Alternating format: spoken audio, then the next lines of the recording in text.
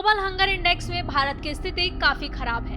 इस बात का खुलासा एक रिपोर्ट के जरिए हुआ जो 12 अक्टूबर को रिलीज की गई। 125 देशों की लिस्ट में भारत का 111वां नंबर है। ये पिछले साल की तुलना में 4 पायदान नीचे है।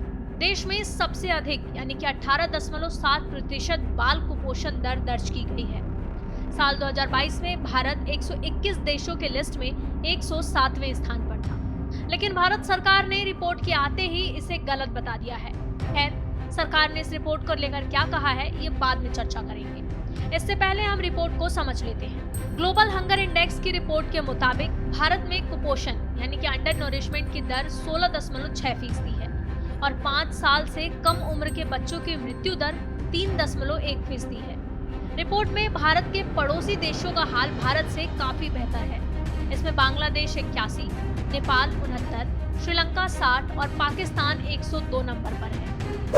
ग्लोबल हंगर इंडेक्स की वेबसाइट के मुताबिक GHI एक ऐसा टूल है जिसे वैश्विक, क्षेत्रीय और राष्ट्रीय स्तर पर भूख को मापने और ट्रैक करने के लिए डिजाइन किया गया है। अगर आसान भाषा में कहें तो इसके जरिए ये मालूम चलता है कि आबादी का कितना बड़ा हिस्सा भूखा है और उसमें पोषण की क्या स्थिति है। हर देश के GHI स्कोर का कैलकुलेशन एक फॉर्मूले के आधार पर किया जाता है। ये 4 चीजों पर बेस्ड होते हैं जो साथ मिलकर भूख से जुड़ी अहम जानकारी सामने रखते हैं। GHI स्कोर के कैलकुलेशन के लिए इन 4 चीजों का इस्तेमाल किया जाता है। वो हैं undernourishment, child stunting, child mortality और चाइल्ड वेस्टिंग।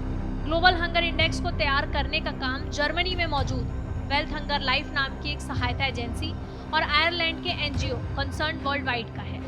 अब रिपोर्ट सामने आने के बाद केंद्र सरकार ने इसे गलत ठहरा दिया है।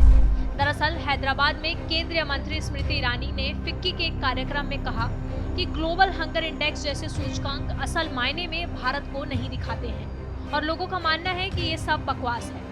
ग्लोबल हंगर इंडेक्स को खारिज करते हुए स्मृति ईरानी ने कहा कि वे 140 करोड़ के देश में 3000 लोगों को फोन करके पूछते हैं कि क्या आप भूखे हैं। यह इंडेक्स कह रहा है कि पाकिस्तान भारत से बेहतर काम कर रहा है। क्या आप कल्पना कर सकते हैं? अब भले ही सरकार ने इस रिपोर्ट को खारिज कर दिया है, लेकिन रिपोर्ट आने के बाद से ही देश में बढ़ रहे भुखमरी को लेकर कई सवाल खड़े हो रहे हैं। इस पर आपकी क्या राय है, हमें कमेंट बॉक्स में जरूर बताएं।